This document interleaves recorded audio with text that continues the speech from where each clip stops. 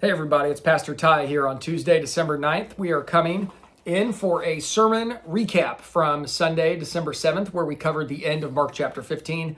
Mark 15 verses 33 through 47. The title of the sermon was Cross of Consummation. But before we get into the sermon review, I got a special delivery today. This is batch number 1 of books I'm going to be reading in 2026. So special edition today. On top of the sermon recap, we're going to do an unboxing because why not? Your pastor's a nerd. And we're going to check out what we have coming up in 2026. So literally just open it. So give me a sec. Okay. So it is a 5-pack. So this will be the first, maybe we'll call it first quarter of the year. And this is what we got on the hopper for this upcoming year. We have got the Clay Pot Conspiracy. This was written by somebody named Dave Harvey. And the subtitle is God's Plan to Use Weakness in Leaders. And so I am in the 3rd calendar year of planting Kindred. We started in late February of 2023. So when we gathered together in late February of 2026, it will have been 3 full years as a church. So we are quite literally in the midst of planting. And I thank God for the experience. And it's been wonderful. We have incredible, beautiful souls that are part of what is becoming this amazing fellowship. But you learn a lot about who you are as a pastor in such a process. And this is just the right book for me right now. God's plan to use weakness in leaders. You feel weak when you're a part of a plant, but that's exactly where God wants you. And so I'm excited to read this. I think it's going to be a good one. What else do we have? I am, of course, in Kansas City. And so I have picked up the 12-week study on Romans by Jared C. Wilson, who teaches at Midwestern Baptist Theological Seminary on the north side of Kansas City. The theological editor on this was J.I. Packer, who I just can't speak highly enough about. And so between Jared Wilson and J.I. Packer, I'll be very excited to study through the Book of Romans study guide.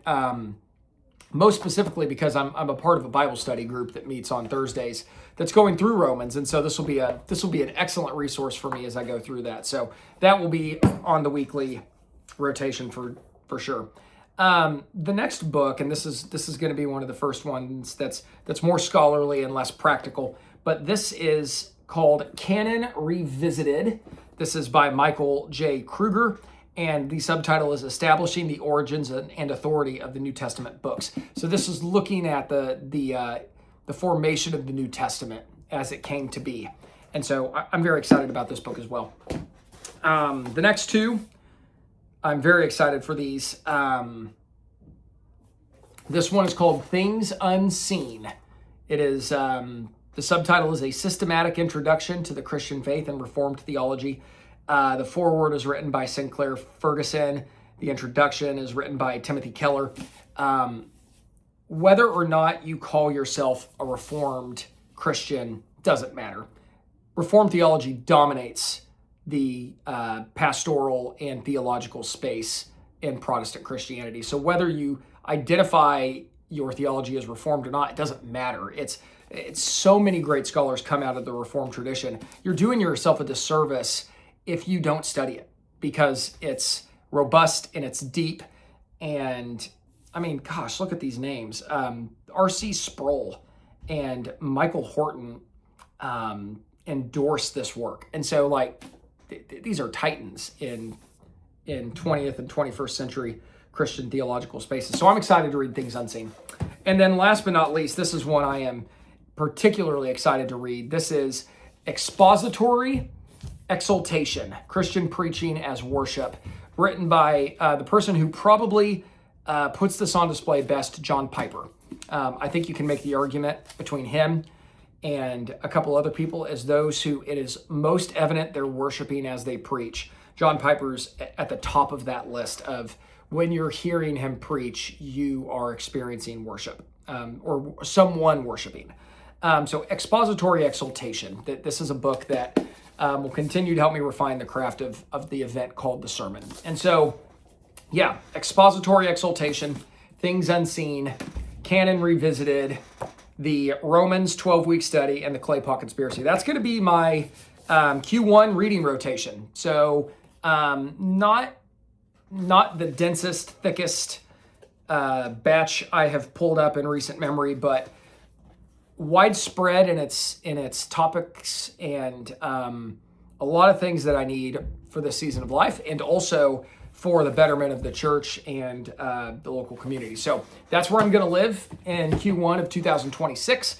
Let's get into the sermon and what we covered on Sunday. Like I said, it was Mark 15, 33 through 47, and the title was Cross of Consummation. It was titled that because consummation's secondary definition is this: the point at which something is complete or finalized. And so something came to completion at the cross of Christ, and that's what the sermon at the end of Mark 15 covered. Specifically, we started on Sunday by looking at Isaiah chapter 52, and I read verses 13 through 15. I'm going to read it very quickly for you. Behold, my servant shall act wisely. He shall be high and lifted up and shall be exalted. As many were astonished at you, his appearance was so marred beyond human semblance, and his form beyond that of the children of mankind. So that's speaking to the brutality of a crucifixion done by the Romans. Jesus would have been almost unrecognizable in his disfigurement as he was being crucified. But on top of that, it goes on in verse 15 and says, so shall he sprinkle many nations. Kings shall shut their mouths because of him, for that which has not been told them they see, and that which they have not heard they understand. And so I started there for a very specific reason that we're going to get into very quickly. But the first thing we covered on Sunday was this moment of darkness that occurred for 3 hours between the 6th and 9th hour of Jesus' 6-hour crucifixion. This is covering verses 33 through 36. And my first point on Sunday was that at this moment in history, Jesus bore the sin of all the saints across all time and space once and for all. So if you were a Christian who has died and gone to be with the Lord, if you are a Christian or you will be a Christian in the future, all the way back at Calvary, Christ atoned for and paid for the sin of all the saints once and for all, which is just magnificent to ponder. 2 verses came to mind as we began recognizing what Jesus was doing as he cried out in forsaken fashion on the cross. 2 Corinthians chapter 5, verse 21, for our sake he made him to be sin who knew no sin, so that in him we might become the righteousness of God. And of course, Galatians 3, verse 13, Christ redeemed us from the curse of the law by becoming a curse for us. So right there, you get a picture of what Jesus was doing at this final period of time on the cross. He was literally becoming sin. He fell under the curse and was a curse so that we might be the righteousness of God, so that we might enjoy reconciliation and fulfillment, communion once more with God. William Lane put it great. His quote goes like this: now on the cross, he who had lived wholly for the Father experienced the full alienation from God, which the judgment he had assumed entailed. His cries expresses the profound horror of separation from God. And so I mentioned that in my sermon on Sunday, but just imagine that for a second. Imagine being the eternal second member of the Trinity, the Son of God, who has enjoyed unlimited, constant, eternal access to the Father and the Spirit, full communion constantly, forever. And in this moment, Jesus has that severed. The reality of that, for the sake of our salvation, is just so enormous. It can't be understated. The second section of the sermon on Sunday covered verses 37 through 39, and this was titled A Shout, a Tear, and a Confession. And my second point on Sunday was this: the trifecta of Jesus' shout, the tearing of the temple veil, and the centurion's confession served as the consummation of Christ's kingdom. Okay, so this is where the work of Christ is finalized for us, and in the kingdom by which King Jesus is going to reign truly comes to be understood in its fullest. How do we say that? Well, first and foremost, we find that Jesus died on a cross unlike any other person who was ever crucified under Roman custodianship.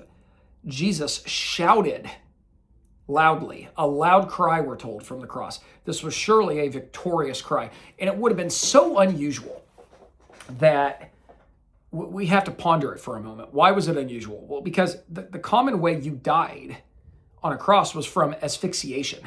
So the weight of your body on the cross would crush your lungs to the point where you couldn't expand them to breathe. So you would literally lose the capability to get your chest up enough to let air in, and you would literally crush your lungs and you would not be able to breathe. So you wouldn't have a last word on the cross. You wouldn't have a last whimper on the cross because you literally ceased to be able to breathe. And so the idea that Jesus shouted loudly and then breathed his last was to convey to the reader who would have understood this in ancient Rome that Jesus died like no one else died on the cross. Like truly, this was a unique death by resurrection or death by crucifixion that was unlike any other person who was crucified. It reminded me of John 10, verses 17 through 18, where Jesus writes, "For this reason the Father loves me, because I lay down my life that I may take it up again. No one takes it from me, but I lay it down of my own accord. I have authority to lay it down, and I have authority to take it up again. This charge I have received from my Father." That's what that cry from the cross would have indicated. And of course, we find that after Jesus' cry, the temple veil was torn from top to bottom. We're talking about a 30 by 60 curtain that was 4 inches in depth. I mean, it was massive. And the idea that it would have been torn in two from top to bottom speaks to a couple of things. One, it speaks to the inevitable sign of judgment that was upon Israel. This idea that the temple was the locus of judgment for the people of God.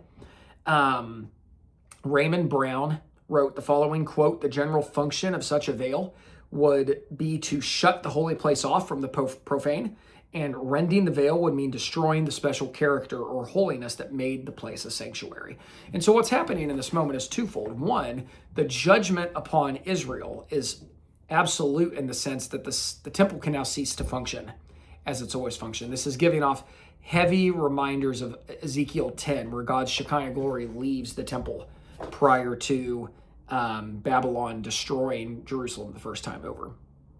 And then, of course, we have this finale of the trifecta, the centurion confessing something at the foot of the cross. This centurion who would have seen dozens of men die on a cross and would have known what it would have looked like for someone to die on the cross, sees how Jesus dies on the cross. And then we are told the following: surely this man is the Son of God. Why? Because he just watched someone die like no one else dies on a cross.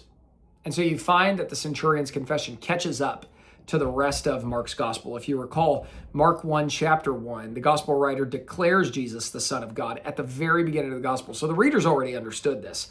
That's how Jesus was presented to him or her who was reading Mark. And then, of course, in Mark 1, verse 11 and Mark 9, verse 7, the Father speaks from heaven and calls Jesus the Son of God, his beloved Son. In chapter 3 and chapter 5, you have the demons referring to Jesus as the Son of God. And if you recall in Mark 14, verse 61, this is the question the high priest asks of Jesus. Are you or are you not the Son of the Blessed One? And of course, in Mark 13 and in Mark 13, Jesus indicates he's the Son. And then finally, a human being actually confesses this in Mark 15, where the centurion declares this about Jesus. It's really great. And so, as we close, we recognize how Mark 15 winds itself up. Number one, we get this revolutionary foreshadow of the women being in the vicinity of Jesus' crucifixion. I mentioned that for a number of reasons. One, the disciples are nowhere to be found in the text, but the women are. That's interesting. So there's some power in our culture in being overlooked. And that's what we find in the women. It's revolutionary in the fact that a woman's testimony wasn't even valid at this time in antiquity. And yet Jesus saw fit for them to be the first people that are going to see him resurrected. And so you have this foreshadow that these same women who were obedient all the way to the cross are going to get the privilege of seeing the first report of Jesus' empty tomb in Mark 16. And then finally, a most unusual burial. That's how it ended with verses 42 through 47. And we find that how and where, this is my final point, how and where Jesus was buried is wildly appropriate. We're told that Joseph of Arimathea requests the body of Christ after he's died. And you'll notice that Pilate is shocked he's already dead. Pilate's like, that can't be. There's no way he's already dead. And it's interesting. That speaks to something. Pilate can't believe Jesus is already dead because a crucifixion was supposed to take a lot longer and be a lot more brutal. And so the fact that Jesus died how he died shows that Jesus, in effect, has neutered the power of Rome. What was supposed to be the scariest symbol of intimidation in the world, a crucifix, became the symbol of a religious movement, right? It became an ornament. Jesus neutered the power of Rome and turned it in on itself. It's just beautiful. But notice that when Joseph of Arimathea requests Jesus' body, and when Pilate confirms Jesus is dead, gives his body to the custodianship of Joseph of Arimathea, we're told he wraps him in linen. And I think it's impossible to pull away from the fact that this linen, surely to a reader at this time, would have been pulling them back to Leviticus 16 on the Day of Atonement. The high priest would have had linen on all of him, linen turban, linen cloak, linen undergarments, linen everywhere. So the idea that Jesus has been put in linen speaks to that function of the high priest as he sprinkles the mercy seat and atones for the world, or atones for Israel. Notice that in Isaiah 52, we're told that this servant will sprinkle the nations, right? You get the impression that Jesus's body being placed in linen is doing this thing, this high priestly thing. And lastly, notice where Jesus is buried. We're told he's buried in Joseph of Arimathea's carved out tomb. People who were crucified were never buried. So this is unique, that a crucified person is being buried. And notice that even in burial, Jesus is fulfilling prophecy, because Isaiah 53:9 tells us they made his grave with the wicked and with a rich man in his death. And so Jesus is buried in a rich man's tomb, just like Isaiah prophesied. And so much is going on in the text, but recognize that as Jesus has died and is being buried, he is fulfilling prophecy, and his kingdom is consummating itself for the sure arrival of his resurrected self coming up real quick. So come back on Thursday. We will do a preview of what we're going to cover on Sunday, where we turn to Mark chapter 16. Between now and then, God bless you, and I hope you have just a wonderful week. Talk to you soon.